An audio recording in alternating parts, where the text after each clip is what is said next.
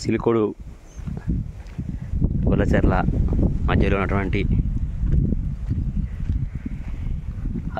వాటా చట్టాన్ని అతిక్రమిస్తూ ప్రైవేటు వ్యక్తుల చేతుల్లో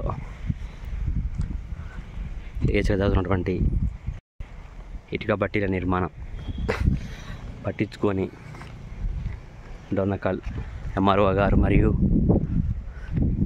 జిల్లా కలెక్టర్ స్థానిక సంస్థల అధికారులు వెంటనే స్పందించి వాటా చట్టాన్ని మరియు పర్యావరణ పరిరక్షణకు ధ్యేయంగా అనుమతులు తీసుకొని ఇటువంటి బట్టీల మీద చర్యలు తీసుకోవాల్సిందిగా మేము బహుజన సమాజ్ పార్టీకి డిమాండ్ చేస్తున్నాం. నా పేరు శ్రీని, బహుజన సమాజ్ పార్టీ జిల్లా ప్రధాన కార్యదర్శి.